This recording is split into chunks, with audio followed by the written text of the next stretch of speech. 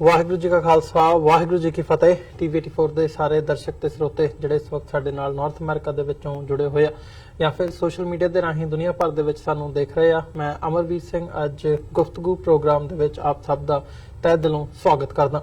Viewers, ਜਿੱਥੇ ਅਸੀਂ Kashmir issue ਦੇ ਉੱਤੇ ਪਿਛਲੇ ਹਫ਼ਤਿਆਂ ਦੇ ਵਿੱਚ ਗੱਲਬਾਤ ਕੀਤੀ ਹੈ ਤੇ ਖਾਸ ਤੌਰ ਤੇ ਜਿਹੜੇ ਭਾਰਤ ਪਾਕਿਸਤਾਨ ਦੇ ਸਬੰਧ ਨੇ ਇਹਨਾਂ ਦੇ ਵਿੱਚ ਜਿਹੜੀ ਖਟਾਸ ਆਈ ਹੈ ਇਸ ਇਸ਼ੂ ਤੋਂ ਬਾਅਦ, ਇਹਦੇ ਵਿੱਚ ਸਿੱਖ ਜਗਤ ਦੇ ਵਿੱਚ ਇੱਕ ਜਿਹੜਾ ਕਰਤਾਰਪੁਰ ਇਸ਼ੂ ਦਾ, ਕਰਤਾਰਪੁਰ ਕੋਰੀਡੋਰ ਦਾ ਜਿਹੜਾ ਮੁੱਦਾ ਹੈ ਉਹਦੇ ਤੇ ਨਜ਼ਰਾਂ ਬਣੀਆਂ ਹੋਈਆਂ ਨੇ ਕਿ ਭਾਰਤ ਸਰਕਾਰ ਉਹਨੂੰ ਕਿਵੇਂ ਦੇਖ ਰਹੀ ਹੈ ਇਸ ਵਕਤ। ਤੇ ਜਿਹੜੀਆਂ ਕਿਆਸ ਰਾਈਆਂ ਨੇ ਉਹ ਅਟਕਲਾਂ ਇਹ ਲਾਈਆਂ ਜਾ ਰਹੀਆਂ ਨੇ ਕਿ ਭਾਰਤ ਸਰਕਾਰ ਉਹਨੂੰ ਕਰਤਾਰਪੁਰ ਕੋਰੀਡੋਰ ਨੂੰ ਸੈਬੋਟਾਜ ਕਰਨ ਦੇ ਲਈ ਜਿਹੜਾ ਆਉਣ ਵਾਲੇ ਸਮੇਂ ਦੇ ਵਿੱਚ ਜਿਹੜਾ ਕਦਮ ਹੈ ਉਹ ਪੁੱਟ ਸਕਦੀ ਹੈ।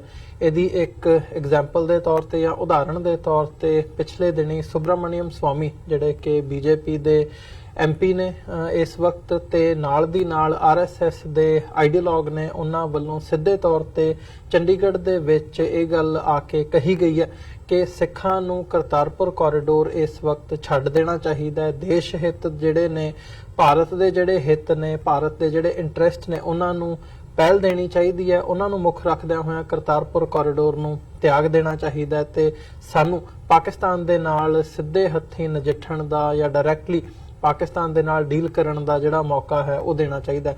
ਸੋ ਉਹਨਾਂ ਨੇ ਡਾਇਰੈਕਟਲੀ ਇਸ ਗੱਲ ਵੱਲ ਇਸ਼ਾਰਾ ਕੀਤਾ ਕਿ ਕਰਤਾਰਪੁਰ ਕੋਰੀਡੋਰ ਸਮੇਤ ਬਾਕੀ ਜਿਹੜੇ ਸਾਰੇ ਇਸ਼ੂਜ਼ ਨੇ ਉਹਦੇ ਉੱਤੇ ਪਾਕਿਸਤਾਨ ਦੇ ਨਾਲ ਗੱਲਬਾਤ ਨਹੀਂ ਕਰਨੀ ਚਾਹੀਦੀ। ਸੋ ਜਿੱਥੇ ਇਸ ਗੱਲ ਨੇ ਕਿਤੇ ਨਾ ਕਿਤੇ ਜਿਹੜੀਆਂ ਸਿੱਖ ਸਫਾਂ ਦੇ ਵਿੱਚ ਗੱਲ ਚੱਲ ਰਹੀ ਸੀ ਕਿ ਭਾਰਤ ਸਰਕਾਰ ਸੈਬੋਟਾਜ ਕਰ ਸਕਦੀ ਹੈ ਕਰਤਾਰਪੁਰ ਕੋਰੀਡੋਰ ਨੂੰ, ਉਸ ਗੱਲ ਤੇ ਮੋਹਰ ਲਾਉਣ ਦਾ ਜਿਹੜਾ ਇੱਕ ਗੱਲ ਹੈਗੀ ਹੈ ਉਹ ਸਾਡੇ ਸਾਹਮਣੇ ਆਈ ਹੈ। ਉੱਥੇ ਸਿੱਖਾਂ ਦੇ ਵਿੱਚ ਇਸ ਗੱਲ ਦੀ ਕਾਫੀ ਵਿਰੋਧਤਾ ਹੋ ਰਹੀ ਹੈ। ਚੰਡੀਗੜ੍ਹ ਦੇ ਵਿੱਚ ਜਿਹੜੇ ਸਿੱਖ ਇੰਟੈਲੈਕਚੁਅਲਸ ਨੇ, ਬੁੱਧੀਜੀਵੀ ਨੇ, ਉਹਨਾਂ ਵੱਲੋਂ ਪਿਛਲੇ ਦਿਨ ਇੱਕ ਜਿਹੜੀ ਪ੍ਰੈਸ ਕਾਨਫਰੰਸ ਹੈ ਉਹ ਕੀਤੀ ਗਈ ਹੈ ਤੇ ਸੁਬਰਾਮਣੀਅਮ ਸਵਾਮੀ ਦੀ ਜਿਹੜਾ ਇਹ ਬਿਆਨ ਹੈ, ਸਟੇਟਮੈਂਟ ਹੈ, ਉਹਨੂੰ ਨਕਾਰਿਆ ਗਿਆ। ਸਿੱਖ ਨੁਕਤਾ ਨਿਗਾਹ ਤੋਂ ਉਹਦਾ ਜਵਾਬ ਦਿੱਤਾ ਗਿਆ ਕਿ ਸਿੱਖਾਂ ਲਈ ਕਰਤਾਰਪੁਰ ਕੋਰੀਡੋਰ ਕੀ ਮਾਇਨੇ ਰੱਖਦਾ ਤੇ ਭਾਰਤ ਸਰਕਾਰ ਜਿਹੜਾ ਇਹ ਪਾਕਿਸਤਾਨ ਦੇ ਨਾਲ ਜਿਹੜੀ ਟਸਲ ਚੱਲ ਰਹੀ ਹੈ ਇਸ ਵਕਤ, ਉਹਦੇ ਵਿੱਚ ਕਰਤਾਰਪੁਰ ਕੋਰੀਡੋਰ ਦੇ ਉੱਤੇ ਜਿਹੜਾ ਸਿੱਖ ਬੁੱਧੀਜੀਵੀ ਆ ਉਹ ਕਿਵੇਂ ਸੋਚਦੇ ਆ, ਕਿਵੇਂ ਦੇਖਦੇ ਆ ਤੇ ਪੰਜਾਬ ਦੇ ਇੰਟਰਸਟ ਕਿੱਥੇ ਲਾਈ ਕਰਦੇ ਆ, ਕਿਵੇਂ ਸਮਝਦੇ ਆ ਉਹ ਇਸ ਇਸ਼ੂ ਦੇ ਉੱਤੇ ਜਿਹੜੀ ਪ੍ਰੈਸ ਕਾਨਫਰੰਸ ਹੈ ਉਹ ਸਿੱਖ ਬੁੱਧੀਜੀਵੀਆਂ ਵੱਲੋਂ, ਇੰਟੈਲੈਕਚੁਅਲਸ ਵੱਲੋਂ ਕੀਤੀ ਗਈ ਹੈ, ਜਿਹਦੇ ਵਿੱਚ ਡਾਕਟਰ ਗੁਰਦਰਸ਼ਨ ਸਿੰਘ ਢਿੱਲੋਂ ਤੇ ਹੋਰ ਉਹਨਾਂ ਦੇ ਜਿਹੜੇ ਸਾਥੀ ਚੰਡੀਗੜ੍ਹ ਦੇ ਵਿੱਚ ਮੌਜੂਦ ਨੇ, ਉਹਨਾਂ ਨੇ ਇਹ ਪ੍ਰੈਸ ਕਾਨਫਰੰਸ ਕੀਤੀ ਹੈ। ਸੋ ਟੀਵੀ 84 ਵੱਲੋਂ ਜਿੱਥੇ ਇਹ ਕਵਰ ਕੀਤੀ ਗਈ ਹੈ ਪ੍ਰੈਸ ਕਾਨਫਰੰਸ, ਅਸੀਂ ਉਸ ਪ੍ਰੈਸ ਕਾਨਫਰੰਸ ਨੂੰ ਅੱਜ ਤੁਹਾਡੇ ਰੂਬਰੂ ਕਰਨ ਜਾ ਰਹੇ ਹਾਂ ਇਸ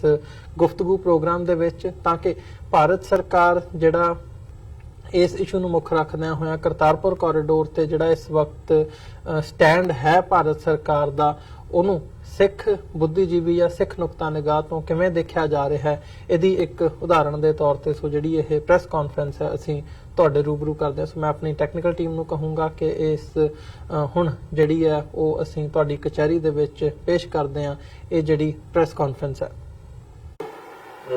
ਸਰ, ਕੱਲ ਡੈਲੀਗੇਸ਼ਨ ਗਿਆ ਹੈ ਜੰਮੂ ਐਂਡ ਕਸ਼ਮੀਰ, ਹਾਂਜੀ ਹਾਂਜੀ, ਉਹਨੂੰ ਲੈ ਕੇ ਤੁਸੀਂ ਕੀ ਕਹਿਣਾ ਚਾਹੋਗੇ? ਉਹ ਤਾਂ ਦੇਖੋ, ਪਹਿਲਾਂ ਤਾਂ ਗਵਰਨਰ ਨੇ ਕਿਹਾ ਵੀ ਤੁਸੀਂ ਆ ਜਾਓ।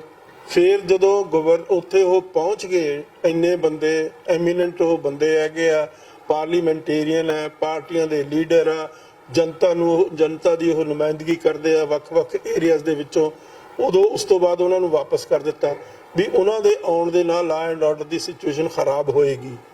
ਤਾਂ ਇਹ ਕਿਸ ਕਿਸਮ ਦੀ ਮਤਲਬ ਇੰਡੀਆ ਦੀ ਸਟੇਟ ਦੀ ਪਾਲਿਸੀ ਹੈ?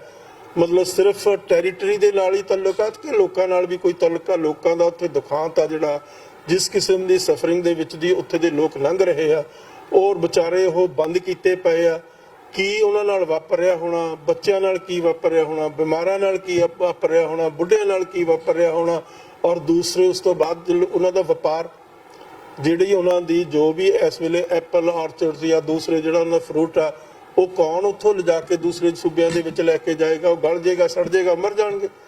ਤਾਂ ਇਹ ਇੱਕ ਐਸੀ ਘਟੀਆ ਕਿਸਮ ਦੀ ਪਾਲਿਸੀ ਹੈ ਜਿਸ ਦੇ ਉੱਤੇ ਸਾਰੇ ਮੁਲਕ, ਸਾਰੀ ਦੁਨੀਆ ਦੀਆਂ ਮਨੁੱਖੀ ਜਿਹੜੀਆਂ ਜਥੇਬੰਦੀਆਂ, ਉਹਨਾਂ ਨੂੰ ਆਪਣਾ ਕੰਸਰਨ ਰਿਫਲੈਕਟ ਕਰਨਾ ਚਾਹੀਦਾ। ਇਹ 5 ਤਰੀਕ ਤੋਂ ਪਹਿਲਾਂ ਦਾ ਉਹਨਾਂ ਨੂੰ ਵਿਚਾਰਿਆਂ ਨੂੰ ਮਤਲਬ ਬੰਦ ਕੀਤਾ ਹੋਇਆ ਆਪਣੇ ਘਰਾਂ ਦੇ ਵਿੱਚ। ਔਰ 7 ਲੱਖ ਤੋਂ ਵੱਧ ਉੱਥੇ ਫੌਜ ਤੇ ਪੈਰਾਮਿਲਟਰੀ ਫੋਰਸਿਸ ਉੱਥੇ ਲੱਗੀਆਂ ਹੋਈਆਂ। ਉਹਨਾਂ ਦੀ ਟੋਟਲ ਆਬਾਦੀ ਵਿਚਾਰਿਆਂ ਦੀ 70 ਲੱਖ ਹੋਏਗੀ। ਤਾਂ ਉਸ ਦੇ ਵਿੱਚ ਬੱਚੇ ਵੀ ਆ, ਔਰਤਾਂ ਵੀ ਆ, ਬੁੱਢੇ ਵੀ ਆ, ਬਿਮਾਰ ਆ।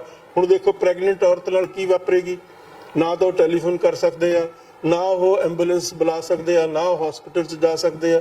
ਕਿਸ ਕਿਸਮ ਦੀ ਮਾਨਸਿਕਤਾ, ਕਿਸ ਕਿਸਮ ਦਾ ਐਟੀਟਿਊਡ ਆ, ਕਿਸ ਕਿਸਮ ਦਾ ਆਊਟਲੁੱਕ ਆ, ਇਹ ਮਤਲਬ ਰਿਫਲੈਕਟ ਕਰਦਾ ਹਿੰਦੂ ਅੱਤਵਾਦੀ ਜਿਹੜੀ ਮਤਲਬ ਘਟੀਆ ਕਿਸਮ ਦੀ ਗੈਰ ਮਨੁੱਖੀ ਮਾਨਸਿਕਤਾ ਦਾ ਰਿਫਲੈਕਸ਼ਨ। ਕੱਲ ਸਰ ਜਿਹੜਾ ਸੁਬਰਮਨ ਸਵਾਮੀ ਦਾ ਬਿਆਨ ਆਇਆ, ਤੁਸੀਂ ਉਹਨਾਂ ਨੂੰ ਕਿਸ ਤਰ੍ਹਾਂ ਦੇਖਦੇ ਹੋ? ਦੇਖੋ, ਸੁਬਰਮਨਿਅਮ ਸਵਾਮੀ ਨੂੰ ਅਸੀਂ ਸਿੱਖਾਂ ਦਾ ਹਮਦਰਦ ਸਮਝੇ ਸੀ ਔਰ ਕਾਫੀ 1984 ਤੋਂ ਬਾਅਦ ਇਹ ਕਾਫੀ ਕੰਸਿਸਟੈਂਟਲੀ ਸਿੱਖਾਂ ਦੇ ਹੱਕ ਦੇ ਵਿੱਚ ਬਿਆਨ ਵਗੈਰਾ ਦਿੰਦੇ ਰਹੇ ਨੇ। ਉਹ ਸਾਰੇ ਸਿੱਖਾਂ ਦੇ ਵਿੱਚ ਇਹਨਾਂ ਦਾ ਕਦਰ ਸੀ, ਇਹਨਾਂ ਦੀ ਕਦਰ ਸੀ।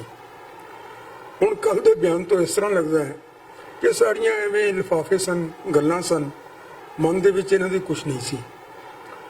ਇੱਕ कई सालों बाद उर्दू का शेर याद आ रहा है कि ये अहले बज़म, ये अहले करम बेकार की बातें करते हैं, खुद साहिल साहिल फिरते हैं, मंझधार की बातें करते हैं। देखो तुसी उन्होंने दो गल्लां कहियां ने इत्थे आके जिहड़ियां जिस दे उत्ते असीं टिप्पणी कर सकते हैं। वैसे तो 3 कहियां, लेकिन तीसरी तो इंटरनेशनल रेपरकशन है कि पाकिस्तान दे 2 टुकड़े कर देंगे। वो तो उन्होंने मर्जी है, जो मर्जी करन। लेकिन पहली गल तो उन्होंने ये कही कि जिहड़े जैनी सिख हिंदू, जैनी बोधी सिख सारे हिंदू ही होंदे ने। हुण किस तरह हो सकता है कि तुसी कहो जी कि मेज कुर्सी पखा सारे पखा ही हनगे, या ये डेफिनेशन हैं धर्मां दे, अलग अलग धर्म, और किस तरह नाल एक धर्म किस तरह हो सकते हैं। और जिस वेले बुद्ध धर्म ते जैन धर्म होने दे विच आया, उस वेले हिंदू नाम का शब्द ही है नहीं सी हिंदुस्तान दे विच। ये तो बाद दे विच कई सदियां बाद दे विच आके इन्हां ने अरब दे मुसलमानां ने शब्द हिंदुओं इत्थों दी लोकां वास्ते वरतिया, और कई इस नूं बहुत बुरा शब्द समझदे और वरतना नहीं चाहुंदे। पर साडे लोग तो हुण इस नूं कहंदे आ भी गर्व से कहो हम हिंदू हैं, हुण की कह सकते हैं। अच्छा, दूसरी गल है भी सिखां दे बारे, सिखां ने तो अज तो 550 साल 7 साल घट कर लो तो 7 साल की उम्र दे विच गुरु नानक साहब ने जनेऊ पाउण तो इनकार करके कह दिता सी कि असीं हिंदू नहीं हैं। उन्हां दी पोजीशन ये है कि ना हम हिंदू ना मुसलमान, साडी सारे मजहबां नाल, सारे धर्मां नाल, सारे मुल्कां नाल, सब किस्म के लोगों नाल, जिस किसी कबीले काफले किसी के भी होण, उन्हां सारिਆਂ ਦੇ ਨਾਲ हमदर्दी है। असीं सारिਆਂ ਨੂੰ अपना बराबर का भरा समझते हैं। लेकिन सानू असीं डिफाइन करना है जे अपने आप नूं तां असीं करांगे, असीं किसी का डेफिनेशन एक्सैप्ट करने वास्ते तैयार नहीं। स्वामी जी नूं कम से कम इन्ने पढ़े लिखे आदमी हैं, हार्वर्ड दे विच भी पढ़ाउंदे रहे हैं और सिख धर्म के बारे भी वाकफियत रखते हैं। उन्होंने कम से कम ये सोचना चाहिए सी कि की गल कर रहे हैं। दूसरी गल उन्होंने कही है करतारपुर के लांघे की। हुण करतारपुर के लांघे के बारे वो कहते हैं कि जी ये नहीं, इत्थे ही काम ठप हो जाना चाहिए। तुसी दसो कि एक करतारपुर का लांघा एक सद्भावना की इदा सुनेहा है। उन्होंने पाकिस्तान वाले ने बनाना है, पाकिस्तान के विच वो गुरुद्वारा है और उत्थे तुसी पाकिस्तान की मर्जी तो बिना जा नहीं सकते। वो अपने अधिकार सीमित कर रहे हैं, वो सानू खुला आउण जाण की खुल दे रहे हैं। और जिहड़ा ये लांघा है ये वो सिखां प्रति सद्भावना के तौर के उत्ते खोल रहे हैं। सिख भी हिंदुस्तान का एक हिस्सा है, तो ये समझना चाहिए भी हिंदुस्तान के वालों दोस्ती का हथ वधा रहे हैं। उस दोस्ती के हथ नूं फड़ लेना चाहिए, उस दोस्ती के हथ का सत्कार करना चाहिए। इस चीज़ नूं तलखी वधाउण वास्ते नहीं वरतना चाहिए। कि स्वामी जी नूं इन्नी भी गल दी समझ नहीं आई। फिर कहते हैं कि देखो हुण सारे सिख अज 70 मुल्कां दे विच सिख वसदे ने, सारिਆਂ दी भावना यह है कि करतारपुर का लांघा जल्दी जल्दी खुले, उत्थे एयरपोर्ट बने, उत्थे सारा कुछ इंफ्रास्ट्रक्चर बने, तो असीं अपने गुरु दे ਧਰਮ ਸਥਾਨ ਦੇ ਜਾ ਕੇ ਦਰਸ਼ਨ ਕਰ ਸਕੀਏ, ਜਿੱਥੇ ਕਿ ਗੁਰੂ ਨਾਨਕ ਸਾਹਿਬ ਆਪ ਬਿਰਾਜੇ ਸਨ, ਜਿੱਥੇ ਉਹ ਸਦਾ ਵਾਸਤੇ ਬਿਰਾਜਮਾਨ ਹਨ ਅੱਜ ਵੀ, ਉੱਥੇ ਜਾ ਕੇ ਅਸੀਂ ਉਹਨਾਂ ਨੂੰ ਦੇਖ ਸਕੀਏ। ਤੇ ਇਹ ਕਿਸੇ ਨੂੰ ਕੀ ਤਕਲੀਫ ਹੈ ਇਹਦੇ ਵਿੱਚ? ਸਵਾਮੀ ਜੀ ਨੂੰ ਜੇ ਨਹੀਂ ਜਾਣਾ ਚਾਹੁੰਦੇ ਤਾਂ ਨਾ ਜਾਣ। ਜੋ ਕੋਈ ਦੂਸਰੇ ਭਰਾ ਜਿਹੜੇ ਜਿਨ੍ਹਾਂ ਨੂੰ ਬੁਰਾ ਲੱਗਦਾ ਹੈ ਉਹ ਉੱਥੇ ਨਾ ਜਾਣ, ਲੇਕਿਨ ਜੇ ਸਿੱਖ ਚਲੇ ਜਾਂਦੇ ਨੇ ਤਾਂ ਉਹਨਾਂ ਨੂੰ ਕੀ ਤਕਲੀਫ ਹੋ ਸਕਦੀ ਹੈ ਇਸ ਦੇ ਵਿੱਚ? ਇਹ ਦੱਸੋ ਜੀ ਕਿ ਜਿਹੜਾ ਪਾਕਿਸਤਾਨ ਵੱਲੋਂ ਲਾਂਘੇ ਦਾ ਕੰਮ ਬੜੀ ਤੇਜ਼ੀ ਨਾਲ ਚੱਲ ਰਿਹਾ ਹੈ ਤੇ ਆਪਣੇ ਹਿੰਦੁਸਤਾਨ ਵਾਲੇ ਪਾਸੋਂ ਬੜਾ ਸਲੋਲੀ ਕੰਮ ਚੱਲ ਰਿਹਾ ਹੈ, ਇਹਦਾ ਕਾਰਨ ਕੀ ਮੰਨਦੇ ਹੋ? ਦੇਖੋ, ਇਹਦਾ ਕਾਰਨ ਸਾਫ਼ ਹੈ ਕਿ ਸ਼ੁਰੂ ਤੋਂ ਲੈ ਕੇ ਜਦੋਂ ਦਾ ਇਹ ਲਾਂਘੇ ਦੀ ਗੱਲ ਚੱਲੀ ਹੈ, ਉਦੋਂ ਤੋਂ ਜਿਹੜੀ ਸਾਡੀ ਸਰਕਾਰ ਹੈ ਕੇਂਦਰ ਦੀ, ਇਹ ਥੋੜੀ ਜਿਹੀ ਪੈਰ ਖਿੱਚਦੀ ਰਹੀ ਹੈ। ਪਹਿਲਾਂ ਉਹਨਾਂ ਨੇ ਐਲਾਨ ਕਰਤਾ ਕਿ ਜੀ ਅਸੀਂ ਲਾਂਘਾ ਬਣਾਉਣਾ ਚਾਹੁੰਦੇ ਹਾਂ, ਇਹਨਾਂ ਦਾ ਕੋਈ ਜਵਾਬ ਨਹੀਂ ਆਇਆ। ਫਿਰ ਉਹਨਾਂ ਨੇ ਐਲਾਨ ਕਰਤਾ ਕਿ ਅਸੀਂ ਫਲਾਨੀ ਤਰੀਕ ਨੂੰ ਇਸ ਦਾ ਨੀਂਹ ਪੱਥਰ ਰੱਖਣ ਜਾ ਰਹੇ ਹਾਂ। ਫਿਰ ਇਹ ਥੋੜੇ ਜਿਹੇ ਐਕਟਿਵ ਹੋਏ ਔਰ ਇਹਨਾਂ ਨੇ ਉੱਥੇ ਭੇਜਿਆ, ਨੀਂਹ ਪੱਥਰ ਪਹਿਲਾਂ ਰੱਖਤਾ ਇੱਕ ਦਿਨ। ਇਸ ਤਰ੍ਹਾਂ ਹੀ ਇਹ ਜਿਵੇਂ ਨਾ ਕੋਈ ਮਜਬੂਰੀ ਦੇ ਵਿੱਚ ਕਰ ਰਹੇ ਨੇ। 2 ਅਖਬਾਰਾਂ ਦੇ ਵਿੱਚ ਆਪਣੇ ਜਿਨ੍ਹਾਂ ਨੂੰ ਨੈਸ਼ਨਲ ਅਖਬਾਰ ਕਹਿੰਦੇ ਨੇ, ਉਹਨਾਂ ਦੇ ਵਿੱਚ ਮੈਂ ਐਡੀਟੋਰੀਅਲ ਦੇਖੇ, ਉਹਨਾਂ ਦੇ ਵਿੱਚ ਵੀ ਇਹੋ ਜਿਹਾ ਕੁਝ ਲਿਖਿਆ ਹੋਇਆ ਸੀ ਕਿ ਇਹ ਤਾਂ ਜੀ ਬੜਾ ਜ਼ੁਲਮ ਹੋ ਜਾਏਗਾ, ਬੜਾ ਧੱਕਾ ਹੋ ਜਾਏਗਾ, ਇੱਥੇ ਤਾਂ ਅੱਤਵਾਦ ਵੱਧ ਜਾਏਗਾ ਜੇ ਇਹ ਲਾਂਘਾ ਖੁੱਲ੍ਹ ਗਿਆ ਤਾਂ। ਦੇਖੋ, ਲੋਕਾਂ ਨੇ ਜਾਣਾ ਹੈ, ਆਮ ਲੋਕਾਂ ਨੇ ਜਾਣਾ ਹੈ ਮੱਥਾ ਟੇਕਣ, ਤੇ ਉਹ ਉੱਥੇ ਮੱਥਾ ਟੇਕ ਕੇ ਵਾਪਸ ਆ ਜਾਣਗੇ। ਇਹਦੇ ਨਾਲ ਕਿਵੇਂ ਅੱਤਵਾਦ ਫੈਲ ਜਾਏਗਾ, ਕਿਵੇਂ ਕੀ ਹੋਏਗਾ? ਫਿਰ ਉਹ ਰਫੜ ਪਾ ਲਿਆ ਕਿ ਜੀ ਉਹ ਜਿਹੜਾ ਚਾਵਲਾ ਹੈਗਾ ਉਹ ਕਮੇਟੀ ਦੇ ਵਿੱਚ ਨਹੀਂ ਬੈਠ ਸਕਦਾ, ਉਹਨਾਂ ਨੇ ਉਹ ਚਾਵਲੇ ਨੂੰ ਕਮੇਟੀ ਚੋਂ ਕੱਢਤਾ। ਲੇਕਿਨ ਉਸ ਦੇ ਬਾਵਜੂਦ ਫਿਰ ਇਹ ਹੁਣ ਸਵਾਮੀ ਜੀ ਨੇ ਆ ਕੇ ਨਵਾਂ ਕਜੀਆ ਖੜਾ ਕੀਤਾ ਹੈ, ਯਾਨੀ ਕਿ ਇਹ ਇੰਟੈਂਸ਼ਨ ਸਾਡਾ ਹੈ ਨਹੀਂ। ਸਰ, ਤੁਹਾਨੂੰ ਲੱਗਦਾ ਕਿ ਆਉਣ ਵਾਲੇ ਸਮੇਂ 'ਚ ਕੁਝ ਇਸ ਤੇ ਲਾਂਘੇ ਨੂੰ ਲੈ ਕੇ ਕੋਈ ਅਸਰ ਪਏਗਾ ਇਸ ਬਿਆਨ ਦੇ ਬਾਰੇ? ਦੇਖੋ, ਮੈਨੂੰ ਇਹ ਲੱਗਦਾ ਹੈ ਕਿ ਉਧਰੋਂ ਪਾਕਿਸਤਾਨ ਵਾਲਿਆਂ ਦੇ ਉੱਤੇ ਤਾਂ ਕੋਈ ਅਸਰ ਨਹੀਂ, ਕਿਉਂਕਿ ਜਿਸ ਤਰ੍ਹਾਂ ਇਹ ਕਹਿਣਗੇ ਕਿ ਅਸੀਂ ਨਹੀਂ ਬਣਾਉਣਾ ਚਾਹੁੰਦੇ, ਉਸ ਤਰ੍ਹਾਂ ਉਹ ਇਨਕਰੇਜ ਹੋਣਗੇ। ਉਹਨਾਂ ਦਾ ਜਿਹੜਾ ਟੀਚਾ ਹੈ ਉਹ ਸਿੱਖਾਂ ਦੇ ਪ੍ਰਤੀ ਹੈ, ਔਰ ਸਿੱਖ ਸਿਰਫ ਹਿੰਦੁਸਤਾਨ ਦੇ ਵਿੱਚ ਨਹੀਂ, ਅੱਜ ਅੱਧੀ ਪੋਪੂਲੇਸ਼ਨ ਤਕਰੀਬਨ ਸਿੱਖਾਂ ਦੀ ਬਾਹਰ ਵਸਦੀ ਹੈ 60 ਮੁਲਕਾਂ ਦੇ ਵਿੱਚ। ਉਹਨਾਂ ਨੂੰ 60 ਔਰ ਉੱਥੇ ਉਹ ਕਈ ਮੁਲਕਾਂ ਦੇ ਵਿੱਚ ਬੜੇ ਅਸਰਅੰਦਾਜ਼ ਹਨ ਸਿਆਸਤ ਦੇ ਉੱਤੇ, ਉੱਥੋਂ ਦੇ ਲੋਕਲ ਸਿਆਸਤ ਦੇ ਉੱਤੇ। ਤਾਂ ਉਹਨਾਂ ਨੇ 50-60 ਮੁਲਕਾਂ ਦੀ ਸਦਭਾਵਨਾ ਇੱਕ ਲਾਂਘਾ ਬਣਾ ਕੇ ਲੈ ਲੈਣੀ ਹੈ, ਤਾਂ ਉਹਨਾਂ ਵਾਸਤੇ ਤਾਂ ਸੌਦਾ ਬਹੁਤ ਸਸਤਾ ਹੈ। ਇਹ ਸਾਡੇ ਸਵਾਮੀ ਜੀ ਨੂੰ ਪੁੱਛਣਾ ਚਾਹੀਦਾ ਹੈ ਕਿ ਭਲਿਓ ਲੋਕੋ, ਤੁਸੀਂ ਕਹਿੰਦੇ ਹੋ ਵੀ ਸਾਰੇ ਹਿੰਦੂ ਨੇ, ਤੁਸੀਂ ਗੁਰਦੁਆਰਾ ਗਿਆਨ ਗੋਦੜੀ ਢਾਤਾ, ਤੁਸੀਂ ਕੱਲ ਜਿਹੜਾ ਮੰਦਿਰ ਹੈਗਾ ਰਵਿਦਾਸ ਮੰਦਿਰ ਇਹ ਢਾਤਾ। ਇਹ ਹਿੰਦੂਆਂ ਦੇ ਮੰਦਿਰ ਹਿੰਦੂ ਕਿਉਂ ਢਾਈ ਜਾਂਦੇ ਨੇ? ਇਸ ਦੇ ਬਾਰੇ ਕੋਈ ਸੋਚ ਕੇ ਦੱਸਣ ਸਾਨੂੰ। ਬੜੇ ਸਿਆਣੇ ਨੇ, ਉਹਨਾਂ ਨੂੰ ਸਾਰੀ ਸਮਝ ਆ ਇਹਨਾਂ ਗੱਲਾਂ ਦੀ, ਕੁਛ ਨਾ ਕੁਛ ਸਾਨੂੰ ਦੱਸਣ।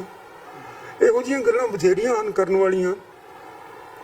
ਇਹ ਜਿਹੜਾ ਲਾਂਘਾ ਹੈ ਇਹ ਰੁਕਣਾ ਨਹੀਂ ਹੈ, ਤੇ ਇਸ ਦੇ ਇਹਨਾਂ ਨੇ ਇੱਕ ਫੇਰ ਅੜਚਨ ਪਾਉਣ ਦੀ ਕੋਸ਼ਿਸ਼ ਕੀਤੀ, ਜਾਂ ਜੈਨੂਨ ਵੀ ਗੱਲ ਸੀ ਕਿ ਇੱਕ ਬੜਾ ਇੰਪੋਰਟੈਂਟ ਹਿੰਦੂ ਪੀਠ ਆਕੂਪਾਈਡ ਕਸ਼ਮੀਰ ਦੇ ਵਿੱਚ ਹੈ ਔਰ ਉਸ ਨੂੰ ਵੀ ਖੋਲ੍ਹ ਦੇਣਾ ਚਾਹੀਦਾ। ਉਹਨਾਂ ਨੇ ਕਿਹਾ ਉਸ ਨੂੰ ਵੀ ਖੋਲ੍ਹ ਦੇਣਾ, ਯਾਨੀ ਇਹ ਸਦਭਾਵਨਾ ਦੀ ਗੱਲ ਹੈ। ਔਰ ਫਿਰ ਇਹਨਾਂ ਨੇ ਹੁਣ ਉੱਥੇ ਦੇਖੋ, ਉੱਥੇ ਤਾਂ ਇਹ ਗੁਰਦੁਆਰਾ ਚੋਆ ਸਾਹਿਬ ਵੀ ਉਹਨਾਂ ਨੇ ਦਰਸ਼ਨਾਂ ਵਾਸਤੇ ਖੋਲ੍ਹਤਾ। ਉਹ ਲੋਕ ਇੱਕ ਬਹੁਤ ਪ੍ਰਭਾਵਸ਼ਾਲੀ ਲੋਕਾਂ ਦੀ, ਜਾਂ ਜਿਹੜੇ ਕਿ ਇਸ ਵੇਲੇ ਸਿਆਸਤ ਦੇ ਬਹੁਤ ਸਾਰੇ ਮੁਲਕਾਂ ਦੇ ਸਿਆਸਤ ਦੇ ਉੱਤੇ ਪ੍ਰਭਾਵ ਪਾ ਰਹੇ ਨੇ, ਉਹਨਾਂ ਦੀ ਹਮਦਰਦੀ ਹਾਸਲ ਕਰਨਾ ਚਾਹੁੰਦੇ ਆ। ਉਹਨਾਂ ਨੂੰ ਮੇਰੇ ਖਿਆਲ ਦੇ ਵਿੱਚ ਇਹ ਨਹੀਂ ਹੋ ਸਕਦਾ ਕਿ ਉਹ ਸਿੱਖਾਂ ਪ੍ਰਤੀ ਇੱਥੋਂ ਦੇ ਹਿੰਦੁਸਤਾਨ ਦੇ ਸਿੱਖਾਂ ਦੇ ਵਾਸਤੇ ਹੀ ਸਾਰਾ ਕੁਝ ਕਰ ਰਹੇ ਹੋਣ। ਉਸ ਤੋਂ ਇਲਾਵਾ ਇਹ ਕਿ ਇਸਲਾਮਿਕ ਰਿਪਬਲਿਕ ਹੈ, ਉਹ ਇਸਲਾਮਿਕ ਰਿਪਬਲਿਕ ਨੂੰ ਤਾਂ ਕੋਈ ਇਤਰਾਜ਼ ਨਹੀਂ। ਤੇ ਸਾਡੇ ਸੱਜਣ ਜਿਹੜੇ ਸਾਡੇ ਆਪਣੇ ਨੇ, ਜਿਹੜੇ ਸਾਨੂੰ ਆਪਣੇ ਨਵਾਂ ਮਾਸ ਦਾ ਹਿੱਸਾ ਸਮਝਦੇ ਨੇ, ਇਹਨਾਂ ਨੂੰ ਪਤਾ ਨਹੀਂ ਕਿਸ ਤਰ੍ਹਾਂ ਦੇ ਇਤਰਾਜ਼ ਹਨ। ਸੋ ਇਹ ਜਿਹੜੇ ਸਾਰੇ ਗੱਲਾਂ ਨੇ, ਇਹਨਾਂ ਨੂੰ ਵਿਚਾਰ ਕੇ ਇਹਨਾਂ ਨੂੰ ਆਪਣੇ ਇਸ ਤਰ੍ਹਾਂ ਦੇ ਜਿਹੜੇ ਅੰਦੇਸ਼ੇ ਹਨ ਤਿਆਗ ਦੇਣੇ ਚਾਹੀਦੇ ਨੇ। ਔਰ ਲਾਂਘਾ ਖੁੱਲ੍ਹਣ ਦੇ ਨਾਲ ਲੋਕਾਂ ਦੇ ਵਿੱਚ ਪੀਪਲ ਟੂ ਪੀਪਲ ਕੰਟੈਕਟ ਵਧੇਗਾ। ਇਸ ਦੇ ਨਾਲ ਦੋਨਾਂ ਮੁਲਕਾਂ ਦਾ ਫਾਇਦਾ ਹੋਏਗਾ, ਤਲਖੀਆਂ ਘੱਟ ਹੋਣਗੀਆਂ ਔਰ ਜੰਗ ਦਾ ਜਿਹੜਾ ਖਤਰਾ ਹੈ ਦੂਰ ਟਲ ਜਾਏਗਾ। ਇਹ ਚੰਗਾ ਕੰਮ ਹੈ। ਜਿਹੜੀ ਲਾਂਘੇ ਤੋਂ ਇਲਾਵਾ ਉਹਨਾਂ ਨੇ ਇੱਕ ਗੱਲ ਬੜੀ ਇੰਪੋਰਟੈਂਟ ਕਹੀ ਹੈ ਜਿਹਦਾ ਜਵਾਬ ਦੇਣਾ ਬਣਦਾ। ਉਹਨਾਂ ਨੇ ਇਹ ਗੱਲ ਕਹੀ ਆ ਵੀ ਨੇਸ਼ਨ ਜਿਹੜੀ ਆ ਉਹ ਉੱਪਰ ਆ ਧਰਮ ਨਾਲੋਂ। ਪਰ ਮੈਂ ਇੱਥੇ ਖਾਸ ਤੌਰ ਤੇ ਸਪਸ਼ਟ ਕਰ ਦੇਣਾ ਚਾਹੁੰਦਾ ਇਸ ਪੁਆਇੰਟ ਆਫ View ਨੂੰ, ਸਾਡੇ ਲਈ ਧਰਮ ਆ ਜਿਹੜਾ ਉਹ ਮਤਲਬ ਨੇਸ਼ਨ ਨਾਲੋਂ ਕਿਤੇ ਉੱਪਰ ਆ। ਨੇਸ਼ਨ ਦਾ ਲਫ਼ਜ਼ ਹੀ ਜਿਹੜਾ ਹੈਗਾ ਉਹ 18th ਸੈਂਚੁਰੀ ਦੀ ਬਾਈ ਪ੍ਰੋਡਕਟ ਹੈ। ਉਸ ਤੋਂ ਪਹਿਲਾਂ ਕਿਸੇ ਨੂੰ ਨੇਸ਼ਨ ਦਾ ਨਾਂ ਤੱਕ ਨਹੀਂ ਸੀ ਪਤਾ, ਲਫ਼ਜ਼ ਦਾ ਮਤਲਬ ਨਹੀਂ ਸੀ ਪਤਾ। ਔਰ ਨੇਸ਼ਨ ਦੇ ਨਾਂ ਦੇ ਉੱਤੇ ਦੁਨੀਆ ਦੇ ਵਿੱਚ ਜਿੰਨਾ ਕਤਲੋ ਗਾਰਤ ਹੋਈ ਆ, ਜਿਤਨੇ ਬੇਗੁਨਾਹ ਲੋਕਾਂ ਨੂੰ ਮਾਰਿਆ, ਫਸਟ ਵਰਲਡ ਵਾਰ ਨੇਸ਼ਨ ਦੇ ਨਾਂ ਤੇ ਲੜੀ ਗਈ, ਸੈਕੰਡ ਵਰਲਡ ਵਾਰ ਨੇਸ਼ਨ ਦੇ ਨਾਂ ਦੇ ਉੱਤੇ ਲੜੀ ਗਈ, ਲੱਖਾਂ ਕਰੋੜਾਂ ਬੰਦਿਆਂ ਨੂੰ ਤਬਾਹ ਕਰ ਦਿੱਤਾ ਇਹਨਾਂ ਦੋਨਾਂ ਵਰਲਡ ਵਾਰਸ ਨੇ।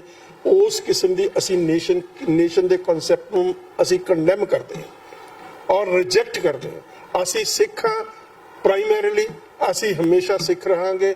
ਨੇਸ਼ਨ ਨੂੰ ਅਸੀਂ ਕੋਈ ਮੰਨਦੇ ਨਹੀਂ। ਜੋ ਸੁਬਰਾਮਨਿਅਮ ਸਵਾਮੀ ਨੇ ਬਿਆਨ ਦਿੱਤਾ ਹੈ ਕਿ ਕਰਤਾਰਪੁਰ ਲਾਂਘਾ ਜਿਹੜਾ ਉਹਦਾ ਕੰਮ ਬੰਦ ਹੋਣਾ ਚਾਹੀਦਾ, ਮੈਂ ਇਹਨੂੰ ਸੁਬਰਾਮਨਿਅਮ ਸਵਾਮੀ ਦਾ ਬਿਆਨ ਨਹੀਂ ਸਮਝਦਾ।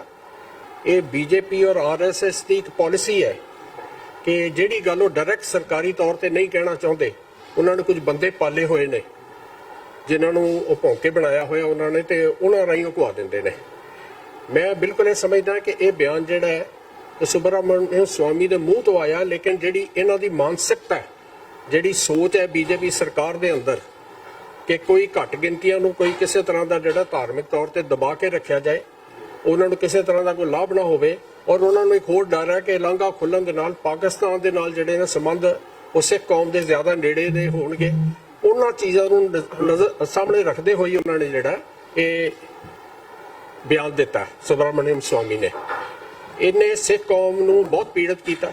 ਸਿੱਖ ਕੌਮ ਭਾਵਨਾਵਾਂ ਜਿਹੜੀਆਂ ਨੇ ਉਹ ਬੜੀਆਂ ਹਰਟ ਹੋਈਆਂ ਨੇ, ਔਰ ਸੁਬਰਾਮਨਿਅਮ ਸਵਾਮੀ ਨੂੰ ਇਹ ਗੱਲ ਸਮਝ ਲੈਣੀ ਚਾਹੀਦੀ ਹੈ ਕਿ ਉਹ ਦੇਸ਼ ਦੀ ਇੱਕ ਬਹਾਦਰ ਕੌਮ ਨੂੰ ਨਾਰਾਜ਼ ਕਰ ਰਹੇ ਨੇ। ਕੌਮ ਦੀ ਪੂਰੀ ਦੀ ਨਾਰਾਜ਼ਗੀ ਜਿਹੜੀ ਹੈ ਉਹ ਇਸ ਉਹਨਾਂ ਦੇ ਬਿਆਨ ਦੇ ਨਾਲ ਜਿਹੜੀ ਹੈ ਉਹ ਉਜਾਗਰ ਹੋ ਰਹੀ ਹੈ। ਇਸ ਗੱਲ ਤੋਂ ਸਾਰੇ ਸਿੱਖ ਪੀੜਤ ਨੇ, ਇਹਨਾਂ ਨੂੰ ਇਹੋ ਜਿਹੀ ਭੁੱਲ ਬਿਲਕੁਲ ਨਹੀਂ ਕਰਨੀ ਚਾਹੀਦੀ।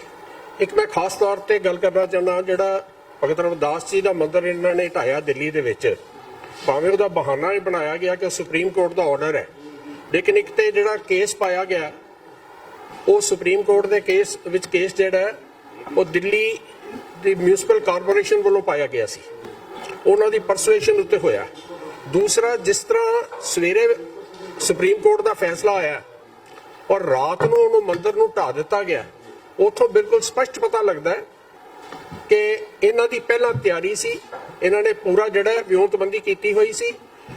ਇਹੋ ਜਿਹੇ ਫੈਸਲਿਆਂ ਨਾਲ ਜਿਹੜੀ ਨਿਆਂਪਾਲਿਕਾ ਹੈ ਉਹਦੇ ਉੱਤੇ ਵੀ ਸ਼ੰਕਾ ਹੋਣ ਲੱਗ ਪੈਂਦਾ ਕਿ ਇਹ ਜਿਹੜਾ ਮਾਹੌਲ ਪੈਦਾ ਕੀਤਾ ਜਾ ਰਿਹਾ ਦੇਸ਼ ਦੇ ਵਿੱਚ ਘੱਟ ਗਿਣਤੀਆਂ ਪ੍ਰਤੀ ਔਰ ਦਲਿਤਾਂ ਪ੍ਰਤੀ, ਉਹਦੇ ਵਿੱਚ ਕਿਤੇ ਨਿਆਂਪਾਲਿਕਾ ਵੀ ਤਾਂ ਸ਼ਾਮਲ ਨਹੀਂ ਹੋ ਗਈ। ਇਹਦੇ ਨਾਲ ਜਿਸਲੇ ਮੈਂ ਜੋੜ ਕੇ ਵੇਖਦਾ ਮੋਹਨ ਭਾਗਵਤ ਦਾ ਬਿਆਨ, ਜਿਹਦੇ ਵਿੱਚ ਉਹ ਕਹਿੰਦਾ ਕਿ ਰਿਜ਼ਰਵੇਸ਼ਨ ਜਿਹੜੀ ਹੈ ਉਹਦੇ ਬਾਰੇ ਵਿਚਾਰ ਹੋਣੀ ਚਾਹੀਦੀ ਹੈ, ਤੇ ਮੈਨੂੰ ਬਿਲਕੁਲ ਸਪਸ਼ਟ ਹੋ ਜਾਂਦਾ ਕਿ ਇਹ ਇੱਕ ਅਲੱਗ ਕਾਰਾ ਨਹੀਂ ਹੈ ਮੰਦਿਰ ਨੂੰ ਢਾਉਣ ਵਾਲਾ। ਮੈਨੂੰ ਬਿਲਕੁਲ ਸਪਸ਼ਟ ਹੋ ਜਾਂਦਾ ਕਿ ਇਹ ਇੱਕ ਦਲਿਤ ਵੀਰਾਂ ਨੂੰ ਮੁੜ ਕੇ ਦਬਾਉਣ ਦੀ, ਜਿਹੜਾ ਮਾੜਾ ਮੋਟਾ ਸਾਹ ਲੈਣ ਦੇ ਬਰਾਬਰ ਹੋ ਰਹੇ ਸਨ ਰਿਜ਼ਰਵੇਸ਼ਨ ਦੇ ਨਾਲ, ਥੋੜਾ ਜਿਹਾ ਉਹਨਾਂ ਨੂੰ ਸਮਾਜ ਦੇ ਵਿੱਚ ਕੋਈ ਰੁਤਬਾ ਮਿਲਣ ਦਾ ਕੋਈ ਆਸ ਬੱਝੀ ਸੀ, ਉਹਨੂੰ ਖਤਮ ਕਰਨਾ ਚਾਹੁੰਦੇ ਨੇ। ਇਹ ਜਿਹੜੀ ਪੁਰਾਣੀ ਮਾਨਸਿਕਤਾ ਲਿਆਉਣਾ ਚਾਹੁੰਦੇ ਨੇ ਕਿ ਅਸੀਂ 5000 ਸਾਲ ਪਹਿਲੀ ਜਿਹੜੀ ਹੈ ਉਹ ਸੋਚ ਲਿਆਉਣੀ ਹੈ, ਉਹਦੇ ਵਿੱਚ ਤਾਂ ਫਿਰ ਇਹੀ ਹੈ ਦਲਿਤ ਜਿਹੜਾ ਉਹ ਤੇ ਇਹਨਾਂ ਦਾ ਜ਼ੁਲਮ ਦਾ ਸ਼ਿਕਾਰ ਹੈ, ਔਰ ਸ਼ਾਇਦ ਉਸੇ ਵਿਵਸਥਾ ਨੂੰ ਵਾਪਸ ਲਿਆਉਣਾ ਚਾਹੁੰਦੇ ਨੇ। ਇਹਨਾਂ ਨੂੰ ਇਹ ਸਮਝ ਲੈਣਾ ਚਾਹੀਦਾ ਕਿ ਅੱਜ ਦਲਿਤ ਵੀਰ ਇਕੱਲੇ ਨਹੀਂ, ਸਾਰੇ ਦੇਸ਼ ਦੀਆਂ ਘੱਟ ਗਿਣਤੀਆਂ ਆਪਣੇ ਦਲਿਤ ਵੀਰਾਂ ਦੇ ਨਾਲ ਮੋਢਾ ਜੋੜ ਕੇ ਖੜੀਆਂ ਨੇ। ਅਸੀਂ ਮੰਦਿਰ ਦੇ ਇਸ਼ੂ ਉੱਤੇ ਵੀ ਔਰ ਰਿਜ਼ਰਵੇਸ਼ਨ ਦੇ ਇਸ਼ੂ ਦੇ ਉੱਤੇ ਵੀ ਆਪਣੇ ਦਲਿਤ ਭਰਾਵਾਂ ਦੇ ਨਾਲ ਆ। ਅਗਰ ਇਹ ਜ਼ੁਲਮ ਕੀਤਾ ਗਿਆ, ਇਹ ਬਿਲਕੁਲ ਬਰਦਾਸ਼ਤ ਨਹੀਂ ਕੀਤਾ ਜਾਏਗਾ। ਸਪਾਲ ਜੀ, ਕੱਲ ਜਿਹੜਾ ਬਿਆਨ ਆਇਆ ਸੁਬਰਾਮਨਿਅਮ ਸਵਾਮੀ ਦਾ, ਉਹਦੇ ਬਾਰੇ ਤੁਸੀਂ ਇਹ ਬਿਆਨ ਕਿਵੇਂ ਦੇਖਦੇ ਹੋ, ਕੀ ਕਹਿਣਾ ਚਾਹੋਗੇ? ਦੇਖੋ, ਸੁਬਰਾਮਨਿਅਮ ਸਵਾਮੀ ਨੇ ਜਿਹੜਾ ਬਿਆਨ ਦਿੱਤਾ ਹੈ ਬੜਾ ਮੰਦਭਾਗਾ, ਇਹ ਦੇਣਾ ਨਹੀਂ ਚਾਹੀਦਾ ਸੀ, ਕਿਉਂਕਿ ਇਹਦੇ ਨਾਲ ਕਨਫਿਊਜ਼ਨ ਬਹੁਤ ਜ਼ਿਆਦਾ ਹੋ ਰਹੀ ਹੈ। ਸਿਰਫ 2 ਮਹੀਨਿਆਂ ਤੱਕ ਉਹ ਕੰਪਲੀਟ ਹੋ ਜਾਣਾ ਸਾਰਾ ਪ੍ਰੋਜੈਕਟ। ਸੜਕਾਂ ਦੋਨੋਂ ਪਾਸੇ ਬਣ ਗਈਆਂ, ਸਾਰਾ ਕੁਝ ਤਿਆਰ ਹੋ ਗਿਆ। ਇੰਡੀਅਨ ਸਾਈਡ ਤੇ ਵੀ ਸਾਡੇ ਬਹੁਤ ਦੂਰ ਤੱਕ ਸਾਰੀ ਸੜਕ ਤੇ ਮਿੱਟੀ ਪੈ ਕੇ ਤਿਆਰ ਹੈ। 2 ਮਹੀਨਿਆਂ ਤੱਕ ਓਪਨ ਹੋ ਜਾਣਾ। ਨਵੰਬਰ ਦੇ ਵਿੱਚ ਤਾਂ ਗੁਰੂ ਨਾਨਕ ਦੇਵ ਜੀ ਦੀ ਜਿਹੜੀ 550ਵਾਂ ਸਾਲ ਹੈ ਉਹਦੀ ਜਿਹੜੀ ਸੈਲੀਬ੍ਰੇਸ਼ਨ ਆ ਸਾਰੀ ਸ਼ੁਰੂ ਹੋ ਜਾਣੀ ਹੈ। ਇਸ ਕਰਕੇ ਇੰਨੀ ਜਿਹੜੀ ਮੈਚਿਓਰ ਸਟੇਜ ਉੱਤੇ ਜਾ ਕੇ ਬਿਆਨ ਦੇਣਾ, ਇਹ ਇੱਕ ਲੋਕਾਂ ਵਿੱਚ ਐਵੇਂ ਗਲਤ ਫਹਿਮੀ ਤੇ ਹੋਰ ਕਨਫਿਊਜ਼ਨ ਪੈਦਾ ਕਰਨਾ, ਇਹੋ ਜਿਹਾ ਬਿਆਨ ਦੇਣਾ ਨਹੀਂ ਚਾਹੀਦਾ ਸੀ। ਬਾਕੀ ਸਰਕਾਰ ਦੀ ਬਿਲਕੁਲ ਇਹ ਕਮਿਟਮੈਂਟ ਹੈ, ਵਚਨਬੱਧਤਾ ਹੈ ਉਹਨਾਂ ਦੀ, ਇੰਡੀਅਨ ਸਰਕਾਰ ਦੀ, ਕਿਉਂਕਿ ਉਹਨਾਂ ਨੇ ਖੁਦ ਇਹ ਪ੍ਰੋਜੈਕਟ ਨੂੰ, ਸਾਡਾ ਵਾਈਸ ਪ੍ਰੈਜ਼ੀਡੈਂਟ ਗਿਆ, ਉਹਨੇ ਜਾ ਕੇ ਉਦਘਾਟਨ ਕੀਤਾ। ਉਦੋਂ ਪਿੱਛੋਂ ਪ੍ਰਾਈਮ ਮਿਨਿਸਟਰ ਲਗਾਤਾਰ ਸਭ ਬਿਆਨ ਦਿੰਦਾ ਰਿਹਾ ਵੀ ਇੰਡੀਆ ਗਵਰਨਮੈਂਟ ਨੇ ਕ੍ਰੈਡਿਟ ਲਿਆ ਵੀ ਅਸੀਂ ਜਿਹੜਾ ਕਾਂਗਰਸ ਨਹੀਂ ਕਰ ਸਕੀ ਸੀ ਉਹ ਬੀਜੇਪੀ ਨੇ ਕਰਤਾ।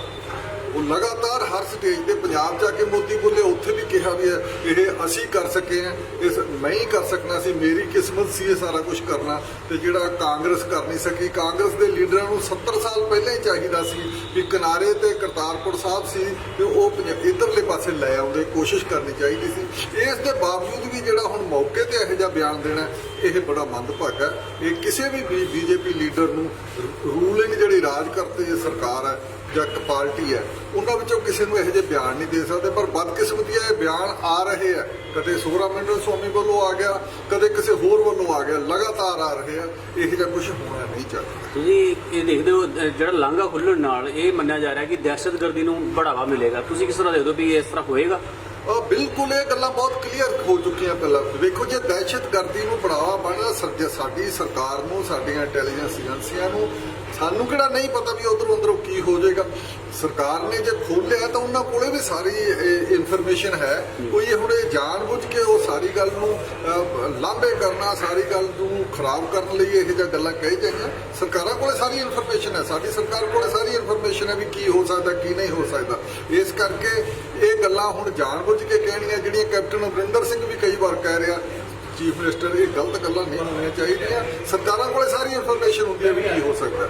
ਸਾਡੀ ਸਰਕਾਰ ਕੋਈ ਏਡੀ ਛੋਟੀ ਨਹੀਂ ਤੇ ਕੋਈ ਅਣਜਾਣ ਨਹੀਂ। ਕੱਲ ਡੈਲੀਗੇਸ਼ਨ ਗਿਆ ਹੈ ਜੀ ਜੰਮੂ ਐਂਡ ਕਸ਼ਮੀਰ ਤੋਂ 370 ਨੂੰ ਲੈ ਕੇ ਸਾਰੇ ਵੱਖ-ਵੱਖ ਦਲਾਂ ਦਾ, ਤੇ ਉਹਨਾਂ ਨੂੰ 에ਅਰਪੋਰਟ ਤੋਂ ਵਾਪਸ ਕਰ ਦਿੱਤਾ ਗਿਆ। ਇਹਦੇ ਬਾਰੇ ਇਹਨੂੰ ਬਿਆਨ ਨੂੰ ਕਿਸ ਤਰ੍ਹਾਂ ਦੇਖਦੇ ਹੋ? ਵੇਖੋ, ਮੈਂ ਇਸ ਨਾਲ ਬਿਆਨ ਜੋੜਨਾ ਚਾਹੁੰਦਾ, ਪਰ ਤੁਸੀਂ ਇਹ 370 ਦੇ ਦਾ ਜਿਹੜਾ ਹਟਾਏ ਦੇ ਪਿੱਛੋਂ ਪਹਿਲਾਂ ਜਿਹੜਾ ਆਪੋਜੀਸ਼ਨ ਪਾਰਟੀਆਂ ਦਾ ਇਹ ਡੈਲੀਗੇਸ਼ਨ ਗਿਆ, ਉਹ ਗਵਰਨਰ ਦੇ ਸੱਦੇ ਤੇ ਗਿਆ, ਕੋਈ ਲੁਕ ਛੁਪ ਕੇ ਨਹੀਂ ਗਿਆ, ਬਕਾਇਦਾ ਤਿਆਰੀ ਨਾਲ ਪ੍ਰੈਸ ਵੀ ਗਿਆ ਸਾਰਾ ਉੱਥੇ। ਪਰ ਉਸ ਤੋਂ ਇਲਾਵਾ ਗਵਰਨਰ ਦਾ ਸ਼ਾਮ ਨੂੰ ਬਿਆਨ ਆਇਆ ਕਿ ਅਸੀਂ ਉਹਨਾਂ ਨੂੰ ਬਿਲਕੁਲ ਆਮੰਤਰਿਤ ਨਹੀਂ ਕੀਤਾ ਗਿਆ।